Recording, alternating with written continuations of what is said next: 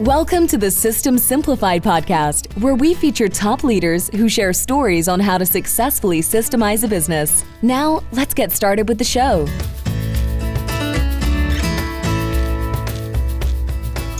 Hello, Wendy Klevit here, the host of the System Simplified podcast, where we feature top founders, entrepreneurs, and thought leaders about systematizing a business.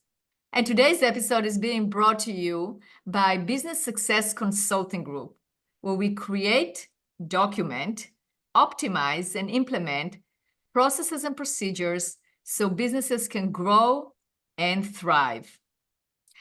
And it's my honor to introduce today's guest.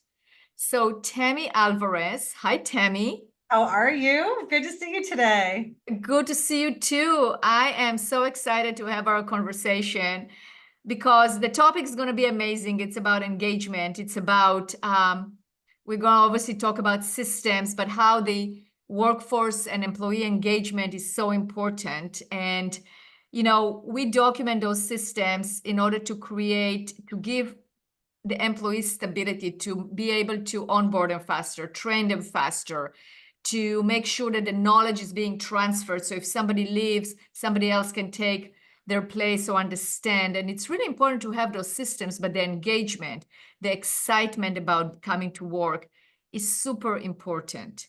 And I'm going to tell you a story before I introduce you, because I think you will get it. You know, I started my career as an industrial engineer, all about processes. And I remember that I was working in this company.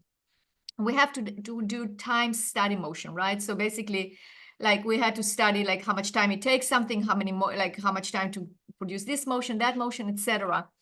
And I remember looking at two different production lines, and in one of them there was a worker or staff member that was very enthusiastic and was working fast, and another one was kind of like dragging it and didn't really want to work, and it was really hard and it took much longer. And that's when I realized, you know, it's not necessarily how fast the machine works or how much the production line, it's also the engagement of the people and taking care of your people and the culture that makes a huge difference.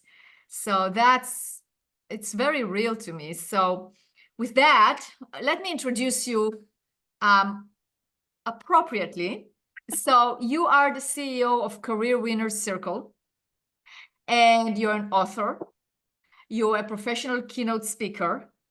You're an inspirational coach, and you're a former corporate executive. So you walk the walk that, you know, you don't just talk the talk.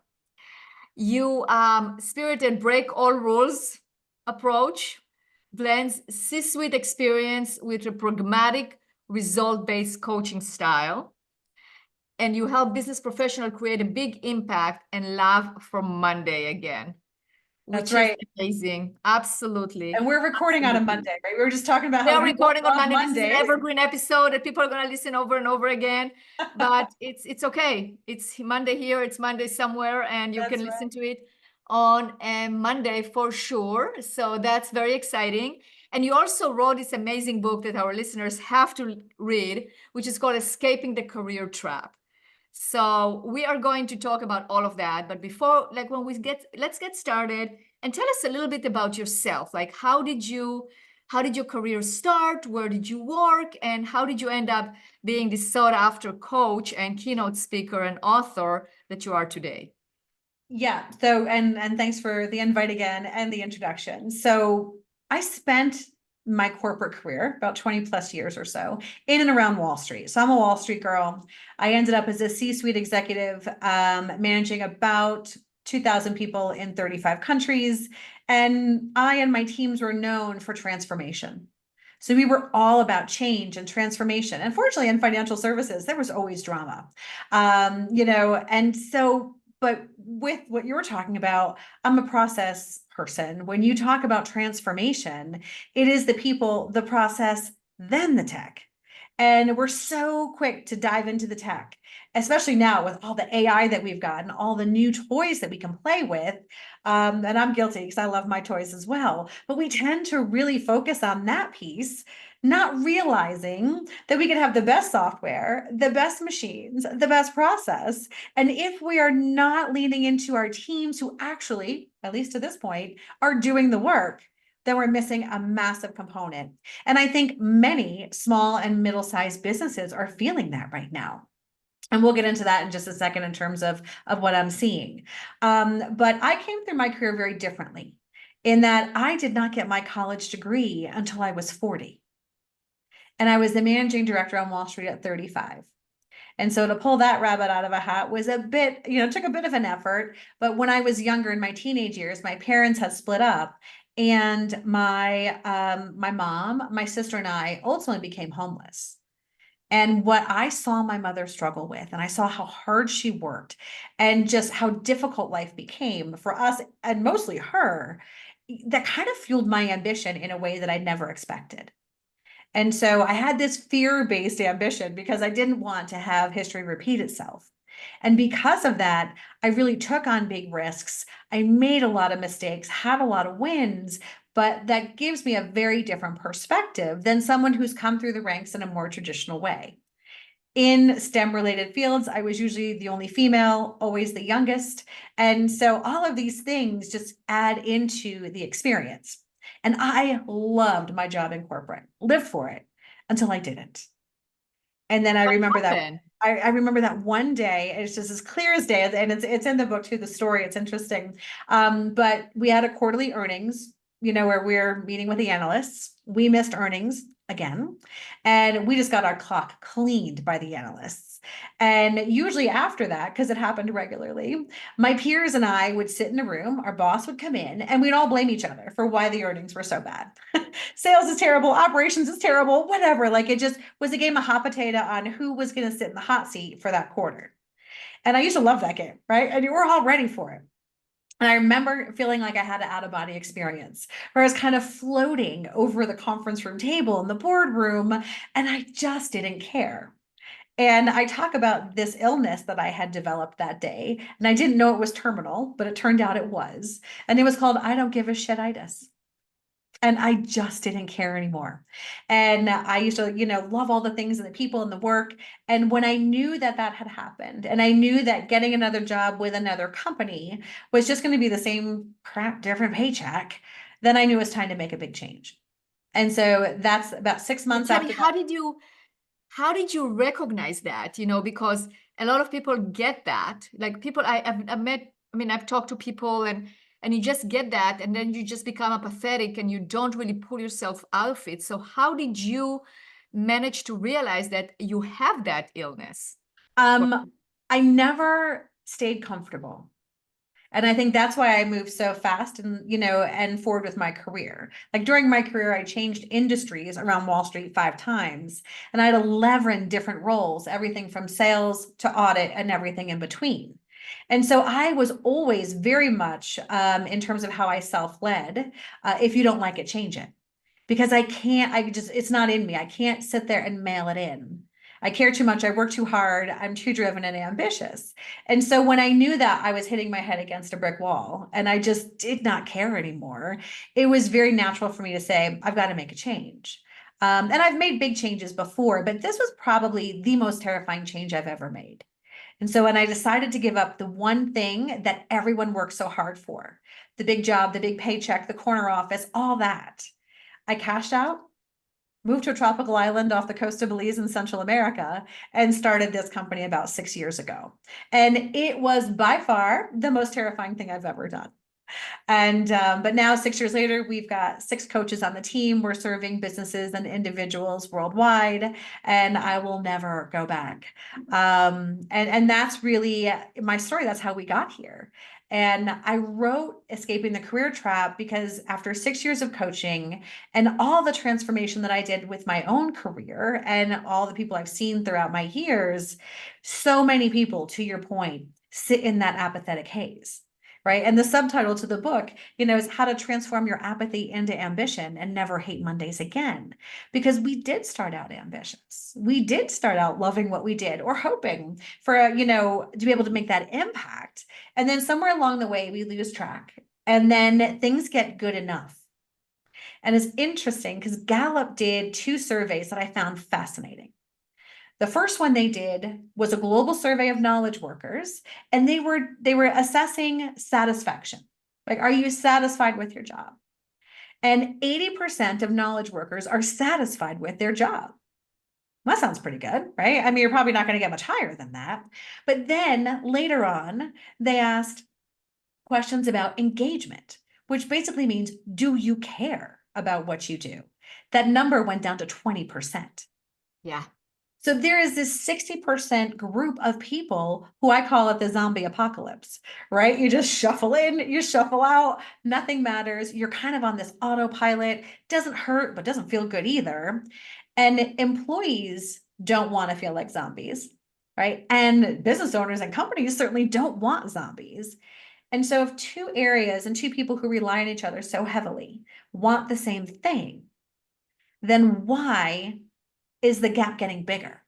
Yeah, and that's what I wanted to ask you. Okay, so let's get into it, because I'm sure our listeners are like, want to know, like, what from your experience, what causes that disengagement? And so I believe that we are measuring and trading on the wrong things. And the reason that people become disengaged, I mean, there's a lot of complexities behind it, but to bring it down to its most basic fundamental element is that we are not looking at the right thing. Like when you understand at an individual level, a person's ambition and the thing that actually gets them out of bed in the morning, regardless of what they do for a living, right? But if you really connect to where that comes from, and you take that and you apply it to the company's most difficult problems, now all of a sudden everybody wins because you've got somebody that's leaning into the things that naturally light them up. And then you're applying that to the company's hardest goals that they want to accomplish, and everybody wins. But we can't measure ambition, right? It's hard to take an employee satisfaction survey and say, what gets you out of bed in the morning? Because it's a bit hard to nail down. And so, but when you can start to do that, because I think with all the tech we have and all of the challenges that employers have, because trust me, been there, done that, we have taken the humanity out of the workplace. Right. And the further. So let's talk about some solutions. Like, okay, so I agree with you. It's definitely, it has to be human, but still you have to demand the products, right? Yeah. And, what will make employees more engaged? And I don't think it's just employees, it's also the business owner, because there's the everyone. business owner. Yes. You can also become disengaged. I mean, like you can start a business and then things get rough, or, you have a lot of problems with your employees, or you have this demand and this tax and this and this, that, and you lose some whatever, right? You can become disengaged, and then you just, well, I will do it for my employees, or will do it because I have to support my family. But that disengagement, that purpose is gone. Mm-hmm. Absolutely. And there's an easy solution to this, which is the fun part, because we make it so hard, right? And we really make it very, very difficult. And what we recommend is that there's really a three-pronged approach that companies and business leaders should think about. And so, if you've tried everything and it doesn't work, right? And we know a lot of middle market companies have this massive concern because there's this talent shortage crisis that's going on. They can't hire the right people, they can't keep their best people, and all of this is happening right now, and it's real. But the reality is, chances are good you've got everything you need right under your nose today. And you just have to wake them up. And you do this three ways, right? So you start with your employees because you want them to become the CEO of their career. Because when individuals stop blaming the system for how messed up everything is and start realizing, hang on a second, I am the CEO of me, and I'm going to treat my career like a business, they show up better, they're more engaged, they make better decisions for your company, and they start to get that fire back. So we show people how to do that. But tell me some tips. How do you do that? How do you do that? Beauty of it is, most of the time you're using the skills you already use for your business for yourself. So as a CEO, you need a vision, a strategy. You have to be able to execute.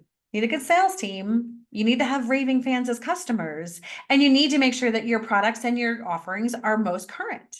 And we do this in business every day without thinking, but we don't do it for us.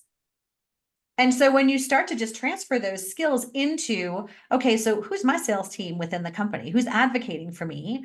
What innovation have I brought to the table lately? Who am I excited to talk about what I'm doing and who I'm doing it for? And so when you start to just translate those skills that we already use every day for work to us, then all of a sudden you're showing up bigger for yourself and for the organization. And so That's you're just beautiful. transferring some of those skills, right? But Mhm. that's not enough, because then the next thing we have to do is we have to look at the leaders and make sure that these leaders are positioned to let this new mindset grow. Because oftentimes that's a threat. Right? It's like you've got somebody, because the good news is they're playing bigger. The bad news is they're playing bigger for some leaders. And so you want to make sure that you are arming your leadership team with the ability to allow this new mindset to grow in a way that's productive for everyone.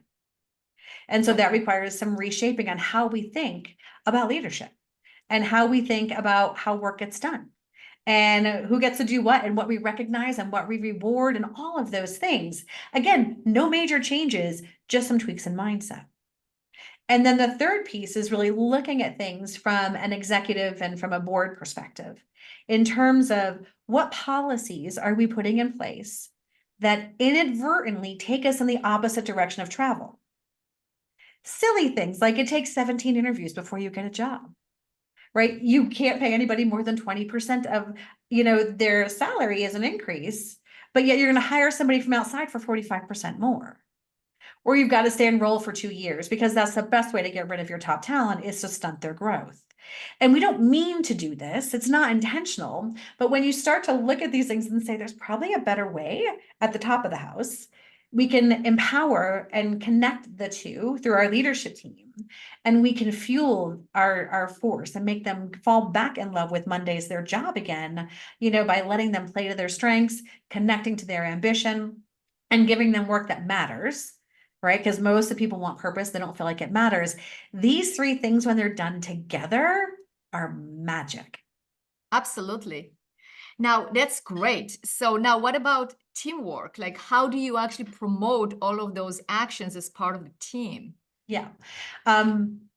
It's interesting because it took me a while to figure this out as a leader. I was never the smartest person in the room, right? Obviously, I didn't have a college degree until I was 40 and I was in financial services. So there was a lot of people whose propellers spun way faster than mine did. And, there's ways to organize work that's traditional. And there are other ways to organize work that is not any more difficult, but you get such massive benefits. So I'll give you a good example. I had a team of 6 managers, and they all had people under them.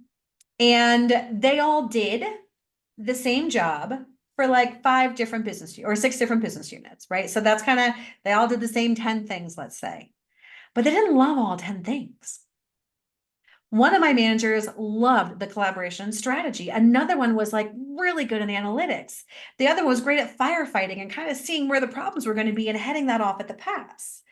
And so they all got to do a little bit of what they loved every day, but not enough.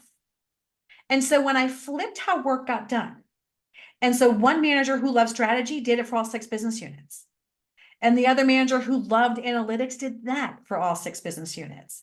Now, all of a sudden, they're working more collaboratively. They're spending more time during their day doing what they love, and they are getting work done faster and more effectively and more joyfully than I had ever seen before. And so there are easy ways to start to, once you can tap into someone's strengths and understand what really energizes them, to organize how work gets done without hiring or changing anything. I love it. But now let me ask you a question, because let's say you do that, but you're doing it by the strength of the people that you have right now. But let's say the person that likes the analytics leaves, and then you now have to hire another person that is good at analytics in order to fill their position, because otherwise it's going to be a problem, because then you have nobody doing it. Right. And that's with everything, right? You always have key man risk, and you want to make sure that you've got people, there's 2 things, right? From a process perspective and from thinking about how work gets done, how it's organized, you never want to introduce key man risk if you can help it. And so there should always be a first and second chair, if you will, from a leadership perspective, to pick up the slack. Not to mention people need to have lives and go on vacation and actually really go on vacation and be able to step away for education and training and things like that. But what will happen is I have found that the team that is stepping into their strengths and doing things that light them up will rally around the weak parts and lift that up.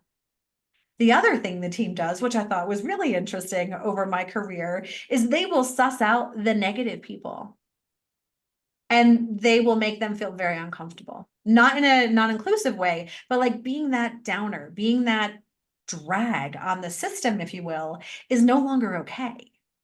Because everyone's excited and doing the things that are making a big impact. And so, so it's really interesting from from a culture perspective, how when you start to let people take that level of control and step into the things that they love, a lot of this other stuff that we really struggle with takes care of itself. You know, Tammy, this is so true because it depends on the group that you are creating. What you're describing is that you are creating a group that is happy, productive, and they would not tolerate non-production. And that's where this is going to be shoved away, like the people that are a downer or that are not participating. But if you create the opposite culture, if you create a culture of nothing to do with me, I don't care, whatever, I just like that disengagement, that is like a magnet for similar people. And the people that are productive will end up leaving because they're not going to tolerate it either, but they don't want to be there. That's right. And you're always going to have, I think, that 20% that just hates what they do. Right. That's just going to be what it is. But middle-sized companies and small companies don't have that fungibility and resources. You know, bigger companies do, they've got some fungibility. So you can't really afford to have that 20%. But if you can ignite the 60% that's in that apathetic haze, you know, like the CWC mission is to eradicate the apathetic haze that has just settled into companies because no one wants it and it's not good for anyone. And when you can ignite that 60% and turn them back into the unstoppable force they used to be or that they want to be, then that will ferret out the other 20%. Absolutely. You know, and so you mentioned oh, sorry, go ahead. Go ahead. No, go ahead. So you mentioned that, you know, you work with the leaders because that's also, you know, you have to empower the leaders and work with the leaders to empower their people, right?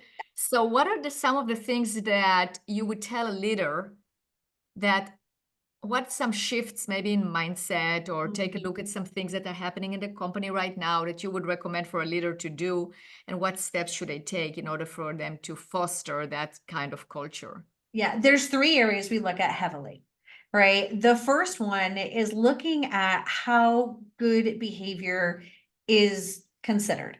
Like what is good? For example, one of my clients, they're, you know, especially in the STEM industries where they're more science and healthcare, and they're very much into counting things, right? And the things that can count. But when we start to measure and lean into things like learning agility, willingness to make a mistake, the ability to collaborate, you know, in addition to counting the things that run our business. But when we start to look at that and say, you're being judged on like how well you can, you know, take on something new, learn, keep the good stuff, get rid of the bad stuff, and try again in that iteration. Now that's mind blowing, right? It's like no one looks at that. It's always pass fail. So when we get rid of the pass fail and move to a more experimental mindset, that's the first thing that we look at. You know, the second thing that we look at is how work is being organized, right? So from that perspective, like we talked about in the example, like how can you reshift small changes, same people, to get a better throughput and to give them more purpose? And so how do we do that? And then the third area that we look at very, very heavily is the ability, and you know, these words are so difficult to get, but the balance between empowerment and accountability. And there's got to be a balance here. And there's a science and an art to this, obviously. But when you do that right, and you give people the authority to run in an area they feel strong about and passionate about, they will take that accountability. The pass the buck isn't going to happen anymore. And so showing leaders how to wake that back up again and get that in a productive way is really, really important. Because too many times now, unintentional outcomes are that company environments or someone has to lose for me to win. And that's toxic. And it doesn't have to be that way. And the small shifts you can make from a leadership perspective that are really driving that home every day are changes that are going to be lasting for the organization for sure. Absolutely. Absolutely. Tammy, that has been, it's a fascinating conversation. You definitely know what you're talking about. It's amazing. So if our listeners would like to know more, they should obviously buy your book. So it's Escaping the Career Trap. Right. But if they want to get a hold of you, how can they do that? Yeah, best way to get a hold of me is either, through LinkedIn. I love when podcast guests connect and say, I heard you on this episode. Tell me what you think. Let's connect.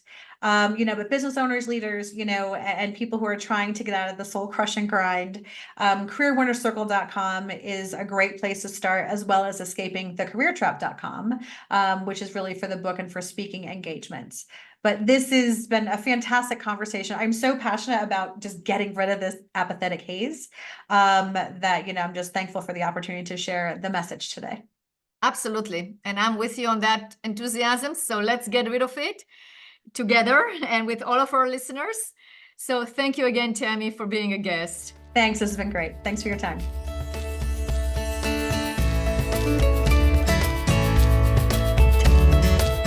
Thanks for listening to the System Simplified podcast. We'll see you again next time, and be sure to click subscribe to get future episodes.